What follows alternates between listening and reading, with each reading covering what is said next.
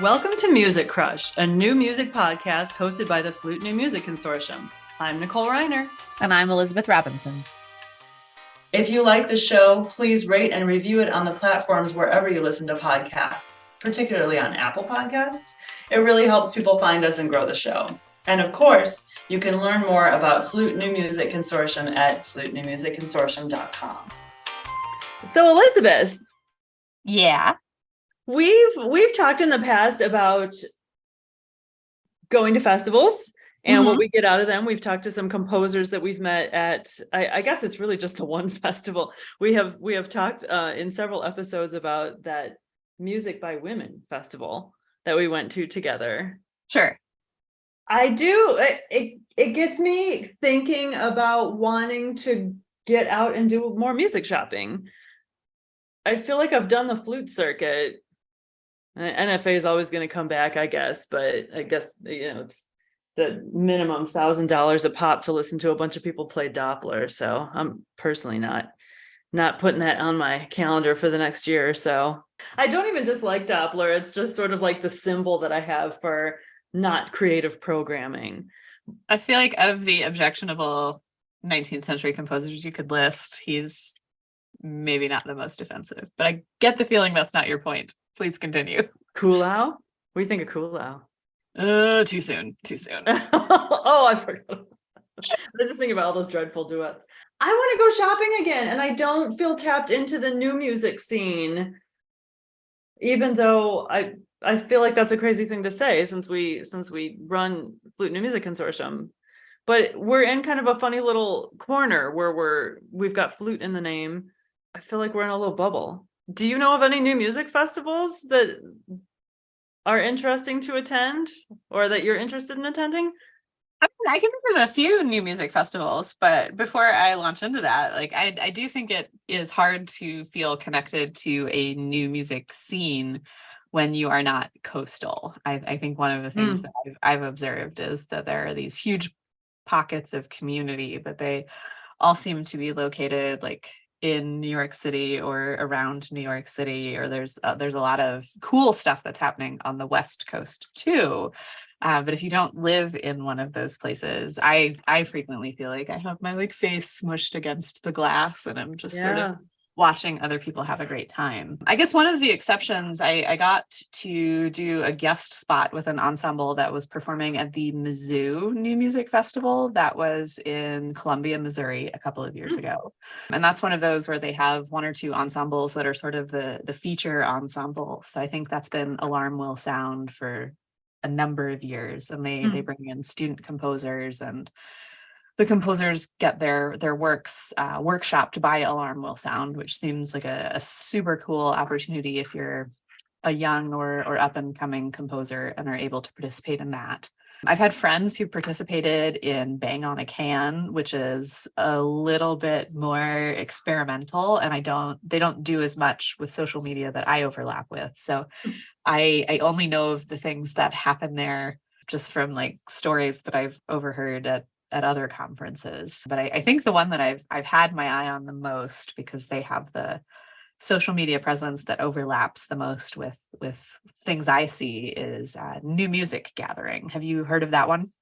Yeah, I remember when they first started applying with my trio and didn't get accepted, and then didn't have any other ideas for applying in future years. But yeah, that one sounds cool. You've been to it now, right? I went to my first New Music Gathering festival this year. My first in person, I guess the COVID year that everything was online because no one was leaving their house. I signed up and attended probably 4 or 5 events over the course of the weekend over Zoom. This year I was able to get there in person, which is a much more holistic and well-rounded experience in my opinion. So that was in Portland, which is again that coastal West Coast thing. And while I was there, I had the impression that a lot of the participants each time are actually local to whatever city or location that the festival is happening in. There were a lot of Portland artists. There were a fair number from the Bay Area and from LA, because it's just a quick little plane ride from point A to point B, but I sort of dropped myself into some of the West Coast new music scene and did a little bit of gawking, which was kind of fun and kind of energizing too, in a way that some of the other festivals and conferences I've been to lately maybe haven't been, because they don't feel as shiny and new to me. Well, what was shiny and new about it, or what was energizing? Well, I I'm mean, curious to know how these are. I mean, I don't know how they are in general. I can only speak to Sure. the 1 year that I was there. But I Yeah. think one of the things that I appreciated was that it wasn't all flute music. There Mm. was no Doppler or kulau to be found for starters. And because it was, outside of my sort of usual conference circuit, it was almost completely new faces. I roomed with my friend and the producer of my album from Aricade, Mireille. And Nice. so I had someone that I knew there, and she's been involved with New Music Gathering off and on since their first conference in San Francisco. She's based in the Bay Area. Right. So I cheated a little and had access to some of the network of people that she knew, which made it feel a little bit more fun. I don't love introducing myself to new people, so I just sort of glommed on to her and the folks that knew her. But one of the other things that I thought was really cool, there were, people that I didn't know but that knew my friend. There were people that I'd never seen or ever heard of before. There was sort of the crew that organizes it that I've never met, but I've, been doing the Face Against Glass thing on their social media. So I feel like I know them a little. Mm-hmm. And then I was actually a little surprised. There was a healthy contingent of FNMC affiliated people there, not Nice. necessarily flutists or members, but there Mhm. were a handful of composers who've either won our competition in the past. Actually, two of our three winners from this past competition were there. So I got to meet them in person, which was super fun after, interviewing them for this podcast and Mhm. sort of getting to know their piece over the course of the last year. But then there were a couple of other names that I recognized from either having entered or having been a finalist, or I feel like most of my new music exposure is through FNMC. So I was like, Yeah. this name is one I've seen and encountered before. And it was really cool to put a sort of flesh and blood person with Sure. someone who has only been a name or a piece of sheet music up until then. What was the interaction like? I mean, was it, well, I guess I have two questions. What was the schedule like? Was it mostly performances? And then were people actually going to each other's things? Oh my gosh, you would have loved the attendance and participation. Events started at 9, and there was one day where there was like a 30-minute break for lunch, and it literally said in the program, "Get food fast," because there was a percussion concert in the park.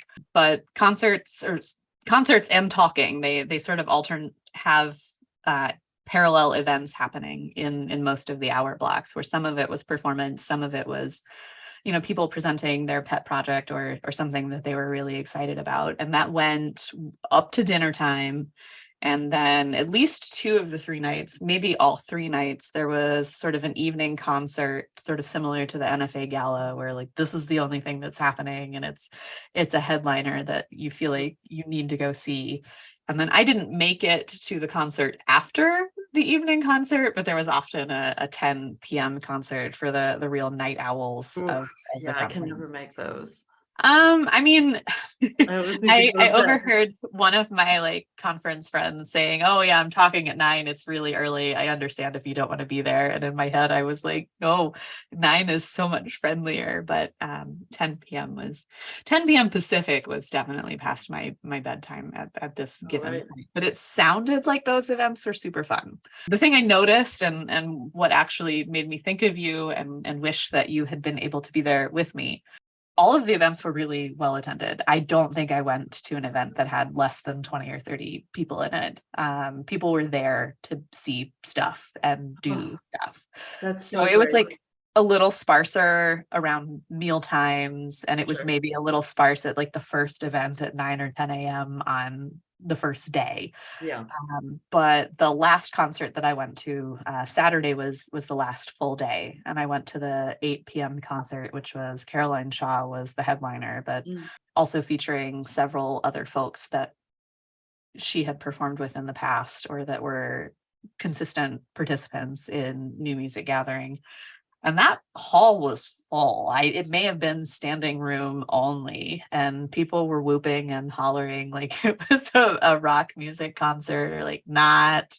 It was very much not the vibe you get at like a CMS where everyone must be very serious in their like tweed elbow patched blazers. And I really enjoyed the dynamic where not only were people there and people were being supportive, people were excited, and people were having a good time. And at one point or another, there may have been some like exchange of friendly heckling between the audience and the performers. And it felt more like the type of interaction you want to have with your music community as a performer.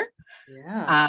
Which even if you like go in a little bit skeptical and you're like, like it's hard not to get sucked into that because everybody else is having such a great time. You know, the energy of the room is really different. And so, you know, I'm calling it a conference. I think they call it a gathering specifically because it's not. And the energy and the vibe of the event is very much not a conference, which for somebody like me that like struggles to put on a professional hat and behave like an adult in a conference situation, I was like, oh my gosh, have I found my people? Like I don't have to be serious and pretend like everything I'm doing is world altering. I can just kind of be like, I make cool sounds and music is fun. And that was a nice change of pace for my summer this summer. God, that sounds so great. I wonder, what do you think the magic sauce was? I mean, not that you can possibly answer that, but I mean, you must have been turning around in your head like, why is this so fun? And what could other festivals do to be fun? I always wonder this since we run a festival. I mean, I took some notes on some things that I think might be applicable, but I think it's just sort of like lightning in a bottle, the right combination of people, place. I mean, I'd never been to Portland before, and its reputation is that it sort of embraces the weird.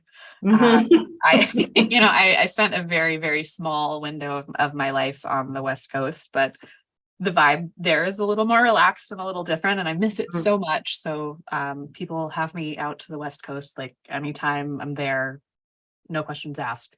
So I didn't know how much was, you know, the community, the locals. It seemed like the organizers all knew each other quite well and might genuinely be friends when not organizing a new music festival. I think some of the community oriented mission has led people to like come back year after year, less to see and be seen, which seems to be the point of some other festivals that I've been to, but more to see their friends or see what their friends are doing. The concert that I ended up being a part of, I took Sharice Leiter's piece. So I had like a 7 or 8 minute set out of the whole shindig, and it got moved to a couple of different concerts because acoustic singing flute just didn't quite fit anywhere. But the one that I ended up with, the main event of that concert, I think, was a group called Chamber Queer.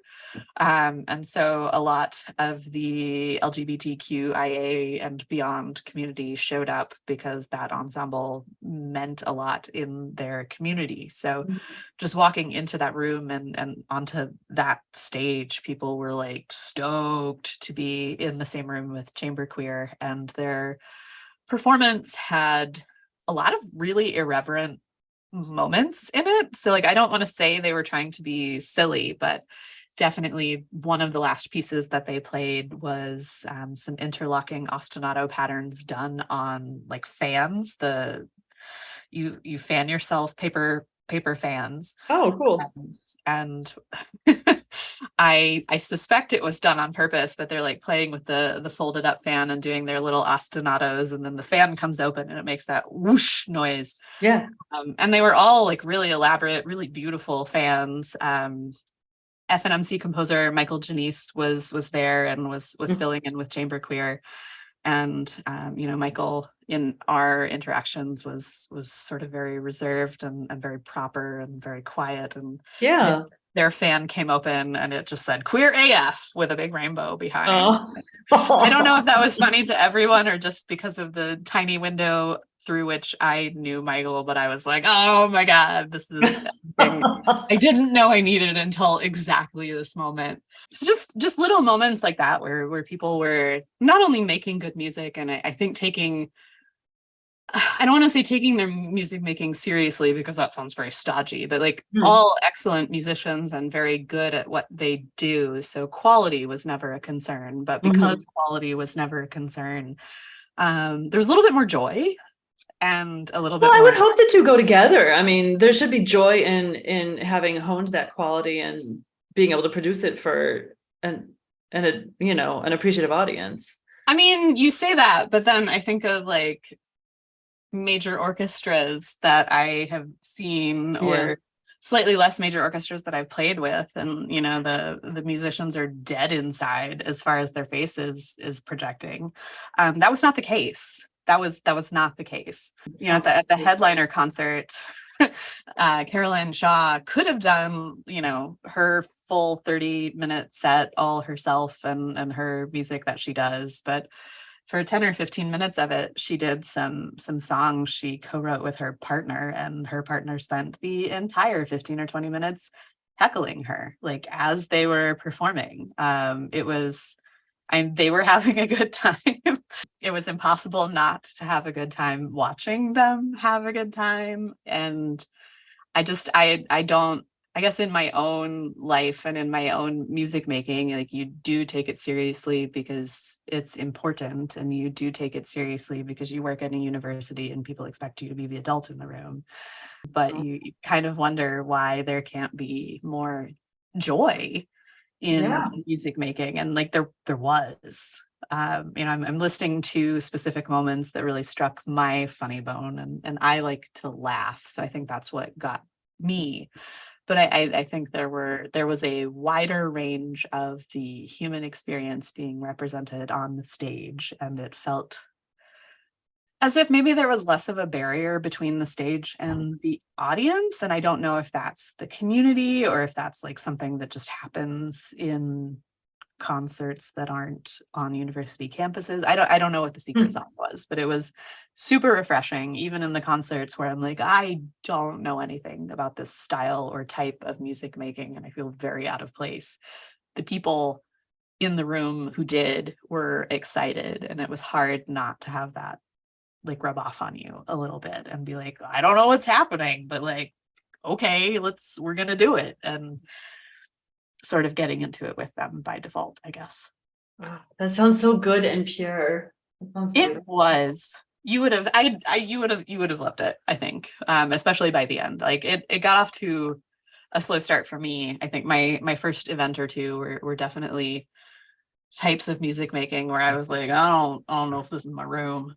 And there were, there's talking, so there's discussing the current world and various social topics, and not everybody has the right words, and not everybody can think about every issue that could potentially arise. So there were like some tense moments where people were like, hey, you're talking about this particular social justice issue, but you said these words, which we don't like, and you didn't mention this topic, which is like deeply important. And so, I mean, there was some tension around some things, but overall, there was a lot of engagement, and it's hard not to be excited about that when you, like you said, you to get to some of these places from the middle of the country, you're spending $1,000 to get a plane ticket and a hotel room and like feed yourself. And, for that amount of money, you like want a return on the investment. You want to feel something. Well, and as you alluded to, I mean, there are plenty of wonderful things about living where any of us live, but I mean, we can't all move to the coast, but I do feel a little starved for these things as I go through a school year. Not that I dislike my life or my colleagues or my students. I mean, my life is wonderful and I'm very lucky, but it's the same day in and day out. And so I guess when I'm craving, going somewhere else to hear things and meet people I don't know about already, that's what I'm craving, is a genuine experience of like, I'm really there to hear new things and meet new people and learn new things. So it sounds like, however that got made, it sounds like the secret sauce was that it was a group of people who all wanted that, rather than just whatever the line on the resume or the social media pic. Yeah. Which sounds fantastic. I'm so happy to hear that that's happening somewhere. Is it the same group of people running this all the time? I mean, they do move around, right? They do move around. I think they've been in existence for almost 10 years, and I don't remember everywhere that they've been, but I remember they mentioned they started in San Francisco. I don't remember if it was just pre-pandemic or the first back in-person conference post or during whatever stage we're in right now. They've been in Minneapolis recently. They were supposed to be in Portland the year that everything went virtual, so this was sort of the like do-over. The year I applied, they were in Baltimore, and I had never heard of them before, and so I think it was like, I thought it was one of their early years. I don't even know if it was, or if that was just me being clued out because it hadn't affected me before. I don't know, but I think it might have been one of the years that it overlapped more with our world. That was the first year that I was aware of New Music Gathering as well. It wasn't their first year. I don't know where it fell on the timeline. I do remember a couple of flute colleagues posting photos looking absolutely joyous and thinking like, man, I wish I'd known that existed. I would have liked to be there. And this was the first year that I was able to get it together to be there, and that there wasn't a global pandemic that, right. I need everyone's plans. That's cool. Well, that's very exciting to hear. Yeah. I'd following A+ 100% recommend it. Yeah. I'd be interested to go back and see like how much of it was just novelty of new place, new people, and how much of it was like Portland specific.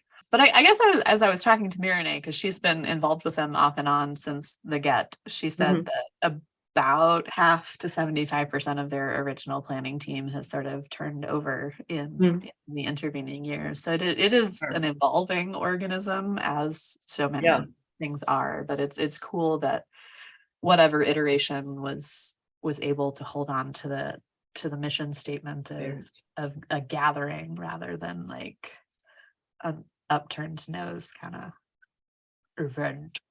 That's cool. Yeah, I mean, maybe it gets easier once you have a sort of a loyal following that keeps coming back because they keep that vibe alive too. Well, we certainly know that it's quite taxing to run a festival. Oh, for sure. So I certainly don't I'm not surprised to hear that it's not all the same people after almost a decade. I think about these things not only for myself selfishly as an attendee, but of course because we dabble in the world of new music festivals. I say dabble because we've really only been able to do Flute New Music Consortium. That is, we've only managed to pull off one in person, which I thought was a hoot. January of 2020, just before the world shut down. I thought it was a great, enthusiastic group of people who were very supportive of each other. And I had a blast spending the weekend with them. And then we had to cancel our February 2022 festival because I don't know, Omicron was it? Who knows anymore? But one of the new variants was going around and causing everybody else to shut down. And now we are finally getting back in the saddle. Well, not fine, we were only ever planning on doing this every other year, but we do have dates now, October 2024, October 11 through 13 of 2024. Is that official? Yeah, it sure is. Yeah, and it'll be in Omaha, and I want the good feels again because it felt like such a lovely family by the end of the 3 days when we had it in Stony Brook back in 2020. I mean, I hope we're able to pull that off. I hope we're able to branch out and have people who maybe aren't just flutists. I'd love to get some of the composers, whether of pieces that are being performed, or just composers who want to like see what's going on. I think it would be really great if we could branch out beyond just the FNMC member community, although it would be super cool to get the FNMC members mostly in one place to kind of hang out and see how everybody's doing and what everybody's doing. I think that was what I was most excited about as we were planning the second festival. I was a little bit more involved in the sort of programming, and it was really neat to see names of people that I've like seen before from membership lists or whatever, but see what they were into. We had a couple of folks that proposed pieces who were, by FNMC composers. So folks that we've commissioned or folks that have won the composition competition or, placed, but like it was an oboe work by one of our FNMC composers, or there was at one point like a trumpet and viola duo or something that trumpet and oboe. Yeah. Was it trumpet and oboe? I don't know. I just it's always exciting to me to see what other people are getting up to, because I feel like it gives me a window into a world other than the one that I inhabit. And so I was really excited about some of the stuff that got proposed for the festival that never was. And I hope people will be as creative or more as they sort of send us their ideas for this next one.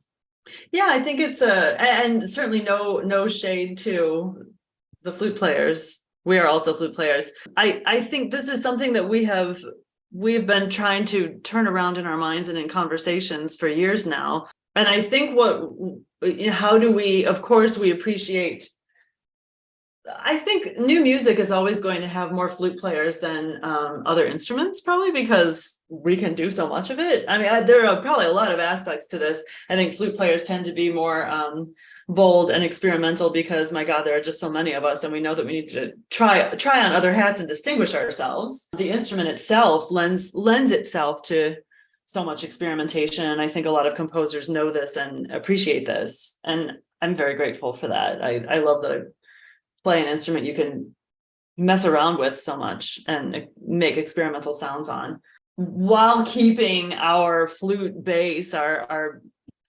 members who are really fantastic performers involved. It would be nice to start defying that category that it's a flute festival and make it more of a new music festival, more composers coming and talking about their works and bringing their performers, and maybe some possible matchmaking kinds of opportunities in that way, where composers could meet performers they don't already know, since that's such a strong part of our mission as FNMC. And yeah, it's always fun to hear great new music being played on other instruments too. I mean, just that cross-pollination of hearing a really cool oboe piece, and okay, I'm not going to play that on flute. I'm not talking about trying to make transcriptions, but I just heard a little bit more about what that composer is about. And now I'm maybe more inclined to start working with that composer myself, or whatever, just the variety of the show and tell, which is always what these things come down to for me. Just like, play me all the cool music. Let me just take it all in and see what I get from it. Yeah, I think we had a little bit more of that in the proposals for the 2022 festival. So I'm excited to see. I think it's great for all the flutists who come too, that they get to meet composers, they get to meet other new music performers that they could collaborate with in the future. I mean, I think the whole point of Going Anywhere is to share what you're doing with people other than the ones in your home base. And part of that sharing is like meeting new people or encountering new ideas. And I think what I was most excited about with the non-flutist performers was, often composers get siloed, and like you think of individual composers who are like known in the flute world. And then I think of the like brief window of time when I was collaborating with a trumpet colleague, and the composers that he wanted to commission were people whose names I didn't know at all. Yeah. So we were successful in doing a couple of those, and like the pieces turned out really good. And you follow them on your social media now, and you're like, how did I not know about this amazing human being who's writing super cool music that's like exactly up my speed? And it's, that they haven't written a lot for woodwinds yet. Right. My hope is with events like this that, the yets can become smaller and the cross-pollination can become larger. So yeah, bring all your flute friends, all the flute people, totally welcome. Me personally, as like my own myopic little individual, I'm just excited about expanding the network of people that I know exist, because the more of us there are, the more unlimited the opportunities can be, and I think that's cool. Yeah. It's a community that doesn't live in a place. I mean, we each have our communities where we physically live and work, and then we each have our instrument specific communities that we've been a part of for a really long time. And every time you go to NFA or whatever it is for your instruments, you run into your old teachers and your old classmates. And so that's like a really baked in sense of community that you've felt for probably longer than any other professional community. And, I hope that it sounds like New Music Gathering might be this way. And I hope that FNMC is this way. This is yet another community that it's an affinity group, but we don't all live in the same place, and we never have, because we don't have one physical address as an organization. And so these opportunities to come together for festivals are they're, as you said, finally getting to be in the same room with the people you've been Zooming with or emailing with or giving thumbs up to on social media over their videos for years. Yeah. I mean, and it was a real treat at New Music Gathering, and I hope perhaps at our next FNMC festival to meet in person some folks that I only knew through social media or like the handful of interviews we've done for Music Crush. It was I walked into the chamber choir concert not knowing that Michael Janice was going to be playing. And so for a minute, you see someone that you think because I spent an hour with that person on Zoom, and you like see a totally different side, because everyone is a multifaceted human being. I got to get coffee with Lisa Neer, who we also interviewed. Oh yeah. Like I've known Lisa Neer off and on social media for I don't even know how long, but like 3, 4, I forget how many dimensions human beings are, but fully dimensional actual person with, thoughts and feelings that have nothing to do with the internet. And it was, I'm listening to people specifically because those are like names that are bubbling to the surface, but it's a whole bunch of people that I knew of, but had never actually physically been around. I had a cool opportunity. The Aricade released my album in March of 2023, and then in April or May they released an album by Chelsea Hollow, who's a soprano based in the Bay Area. And like I listened to her album because we're on the same label, and I want to be supportive of another artist. And I was like, whoa, this is some vocal stuff that I've not heard before. But I got to meet her, and then I got to see her do part of her album live at one of the midday shows. And when I say that, like tears streaming down face in a way that does not happen when you listen to a recorded version, like it's really cool to see what other people are doing online. It is even cooler to have the opportunity to make online in person, because I think as great as the internet is, and as many positive uses as social media can sometimes have, there's just no substitute for like being in a live concert and having all the feels, because the thing that is happening on stage is just so intense, and you've got no choice but to sort of let it hold you because you're there. It was really cool. I've listened to her album a ton of times, and I was like bawling like it was the first one. It's the weirdest experience, but so cool. I hadn't thought much about it until the shutdown with COVID, but getting back to in-person things really struck me just how much you lose with distance and with recordings and, just relying on technology. And that's coming from two people who do not consider themselves necessarily to be extroverts. I mean, yeah, but on the same token, like, I don't know. I was thinking about this while I was at New Music Gathering. As much as I hated not being able to be in a place with people, and as moving as that experience was when I was able to later, like, I was able to attend part of a New Music Gathering from my living room in Missouri at the time. Like, a lot of events now have an online component that is, as somebody who lives, in the middle of the country, 200 miles from any major city, it's nice to have that option. I would rather be there in person, but if I can't because it's, blizzarding in South Dakota and I can barely get down down this street to get groceries, like, it's nice to be able to, like, click on the live stream or attend a lecture. You saw Megan Enan do something at an online music business summit. And I think it's so cool that as a result of that shutdown, there are more options for us to interact with people who are not in our region. Do you think we should try to do that?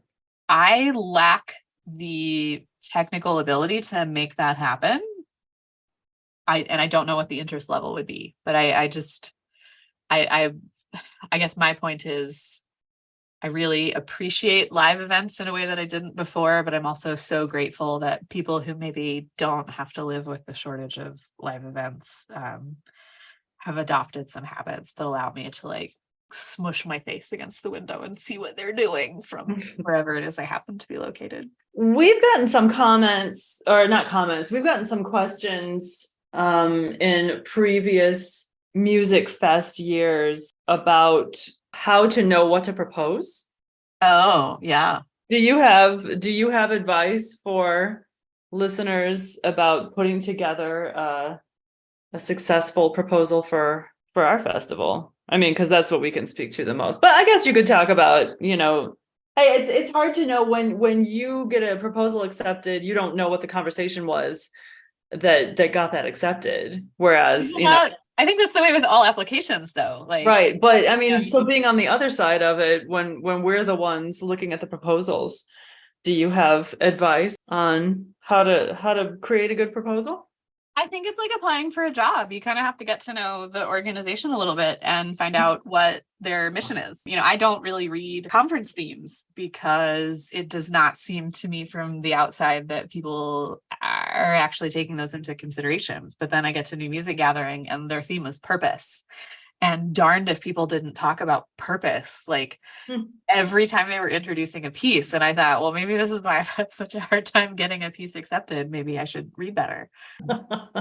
Like, and on me, my bad. Sorry, friends. I've been trained by a couple of other conferences that are like, our theme is Fruit Loops. And then you get there and it's all, burritos, Raisin Bran, or something. Oh, burritos. Flute New Music Consortium, our whole deal is that we're there to build relationships between the flute community and the composition community. And a thing that we do, or a thing that we strive to do, is to promote not only performances of new music, but repeat performances of new music. We got our start as a commissioning organization, so we do that. But I think a larger part of our mission, or at least the part that I personally overlap with, has to do with connecting composers and existing pieces to performers. So, like, a thing I would be looking for as I was going through proposals is FNMC affiliated composers. So like, if I were writing a proposal, I would go through and look for pieces by recent composition competition winners. That's 3 people a year. I'm not saying like it has to be the piece that won that year, but each of those composers was chosen because they're like a well-rounded and interesting person with a full catalog of other works. Which is why I think I got so excited about the oboist who was playing a piece by a composer we knew. It was not our piece, and it wasn't a piece that had anything to do with us, but it was sort of like I was excited a minute ago. It was another facet of someone we knew, but it was knowing them in a different way. Yeah, absolutely. Oh, I was just gonna pile on. I mean, same with our consortium commissions, I mean, those are all up on the history pages, and it's interesting to get to know them more deeply if there are other pieces that people proposed by those folks. Yeah. So I mean, I'm personally really excited about getting to know folks we know a little bit in another facet. But I guess coming off the heels of this other gathering, like I could be really excited about people and music that I know nothing about in a style or a genre that I know nothing about. I think it's just Mhm. really important that you be able to craft a narrative in your proposal or in your abstract that says like this is what we're doing and this is why it's important, and like it has a little hook so that even if I don't know you or I don't know what you're doing exactly, you can like drop these little seeds of enthusiasm that I think can come across in your written prose and make us more excited to be like, well, I gotta see that in person. So you're gonna Yeah. pull that off the page. I think of one of my favorite blogs to read is Ask a Manager, and she talks a lot about how to like write your cover letter for the job that you're applying for and to personalize it using, active language and not using the sort of cliched, I'm a attention to detail and a hard worker, like whatever the proposal equivalent of that is. Right.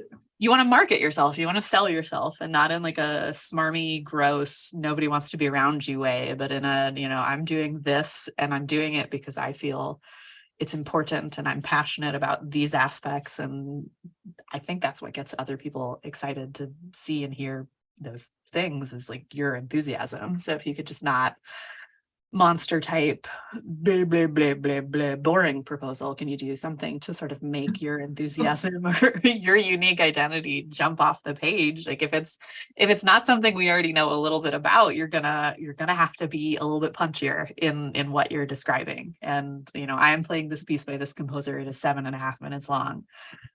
It is not, it's a place to start, but it's not all of the information that we need to be excited about what you're doing. Right.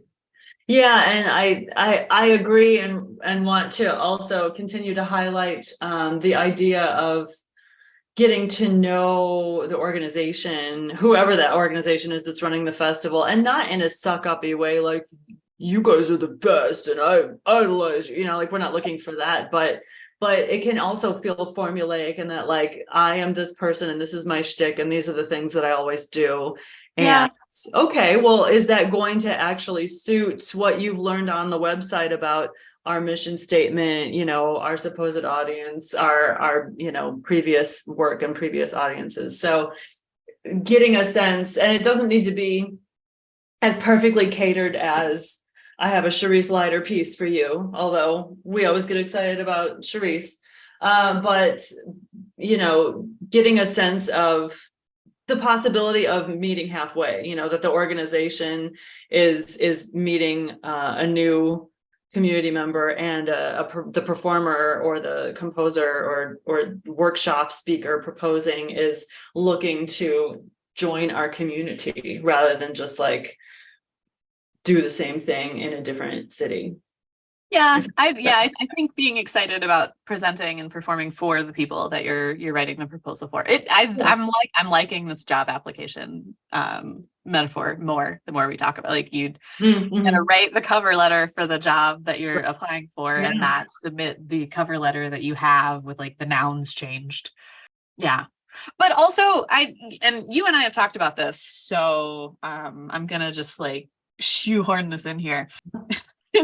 Sort of, you can't take an application for a job that you wanted but didn't get super personally. Is there anything that you have perhaps talked about with me about proposals that you would like to share with our?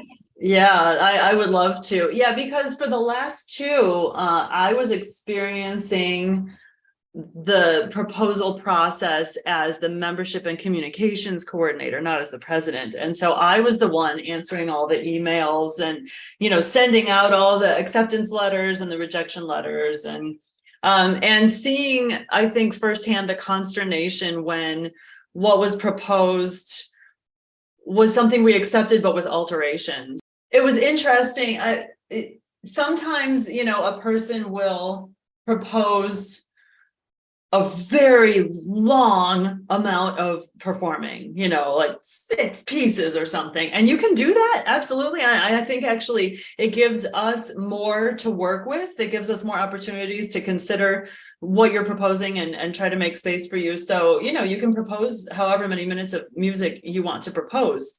But if you have proposed, I don't know, 80 minutes of playing in a 2.5-day conference, and we're trying to give a voice to as many performers and as many composers as possible, then we're probably not going to accept the full 80 minutes, right? And it doesn't mean that we don't like you or that you didn't sound beautiful on all your recordings. It's just, it's nice to share the space and the time. And I remember the first time that happened to me when I was young, and I proposed a recital or half recital or something for NFA, and one piece got chosen. And it was the first time I'd ever proposed anything. And I was just like, what the hell, and it hurt my feelings until I got there and I talked to other people, and it was a common occurrence. It was a common experience. And being on the other side of it, as we were choosing proposals, having to say like, man, all of this sounds really great. Let's pick a piece from this 80 minutes of music. Let's give this person 15 minutes that fits into a theme of a concert that is starting to coalesce in our brains and allows somebody else from the other side of the country who also has a very compelling piece to perform a chance to perform it. And so, I understood the frustration of, if I'm gonna come out there to this festival, I want to play as much as I possibly can, or want to advocate for as many of my composers as I can. I mean, absolutely. But if we don't accept every single thing without alteration, I hope that you still want to come and play what we can put on the festival, because it's also going to be a great opportunity to come and hear so many other people too. The proposals that we've gotten have just been so strong, for the most they're part, all great. Yeah. extremely strong. And so we want to give as many people an opportunity to be heard as possible. I have shared the sort of feelings of disappointment because I don't think anyone proposes anything that they don't feel very passionately about. And sure, absolutely. Something that you're going to take on the road. It's like part of your identity. And Yeah. I think we've all the flutists have had I submitted like XYZ to NFA and they were only able to take part of X. And you're like, this must mean something terrible about me as like a musician and a member of this community. Yeah. I've been applying to New Music Gathering for 2 or 3 or 4 years unsuccessfully until this past round. I'm like, I'm a new music flutist, so like you can't help but get your feelings hurt a little bit. But then I rolled up to this past festival and was like, whoa, the things that these people are doing are not like the things that I am doing. And so it was a little humbling, even as somebody who's been a program coordinator and done some of the choosing. Like people are making decisions based on the type of programming that they need or want to do. People are picking and choosing. Like you and I had the experience of, the proposal with 80 minutes of music, and the piece that we picked was not the piece that the proposer wanted us to pick. And like we knew we were trying to give a voice to, ABC, XYZ, and Right. all we knew was that they were a little more excited about a different part of the proposal. And there's just so many factors that go into it. I was, I guess, humbled, reminded, refreshed to get to New Music Gathering and be like, I don't know if I belong on this program, but I'm glad they took. New music to that group of people, and maybe on that coast or in that city or for that particular theme, is different than what I had prepared. So I said it to the audience, and I'll say it to you guys. Like, I was super grateful that they took enough that I could justify going so that I could see it. And now my eyes are open to like, these are other things that are happening in the world. But there was no way for me to know that from behind my little like hurt feeling that my previous proposals didn't get accepted. Yeah, it's it's like a job. You never know exactly what they're looking for. And unless they hire you, you probably never will. It does hurt because we're all human, but you have to like trust the process. I'm That's a great excited to see what perspective. we get. And I hope people aren't put off by us like talking about rejection before it's even started. But I think we do.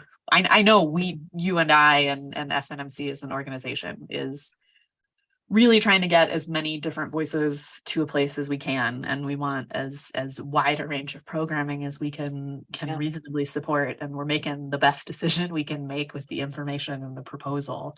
I think we all just have to sort of give all organizations the benefit of the doubt and be like, we're all just doing the best we can, and that looks great for this person over here and feels maybe not great for me right in this moment, but hopefully we can all get past it and have a great festival.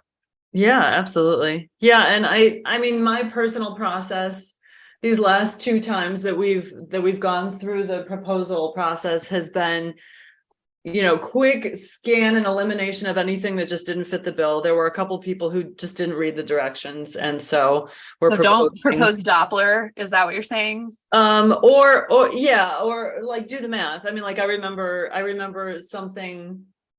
Well, it doesn't matter, but yeah, I mean, like a couple, yeah, don't propose Doppler because, the math won't add up if we're talking 50 years, 50-year-old music and younger, then stick with that. So there were like a couple of those. Okay, that's an easy, like, hey, your playing's lovely, but you didn't read the direction.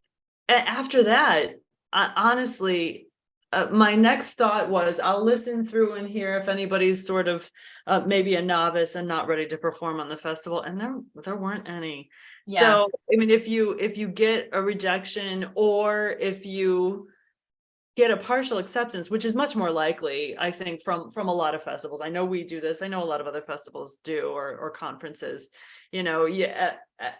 Once you have that pool of everybody playing well and playing compelling things, or proposing compelling things, then you're just trying to give as many of those people some airtime as you possibly can. And if Yeah. you don't get to do everything that you wanted to do, as you said, it's a fit thing, but it's certainly not because you were not a great player or a composer. It just, Yeah.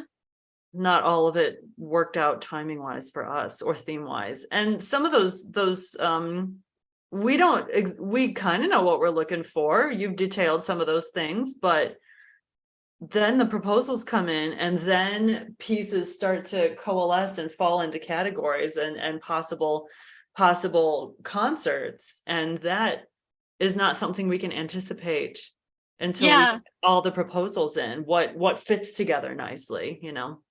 Well, and I remember going through the last round of proposals and thinking like I'm prioritizing our composers because I spend the vast majority of my FNMC time with the composition competition. So I was just looking for names of folks that I recognized from previous years. But then, so I went in with one very clear idea of what I thought I wanted and what I was going to do. And then you start looking at the proposals and it's like, I don't know this name. So I Google this name and then I'm down a rabbit hole an hour and a half later listening to this composer whose name has just crossed my line of sight for the first time, and I'm obsessed. I'm like, this piece has to come. I have to see these people do this piece. So it I guess one of the maddening, but I hope also reassuring and maybe even hope-filled things is that it's an organic process. Like I said at the outset of this, I'm looking for FNMC composers, and I am, but I'm distracted by cool shiny things. So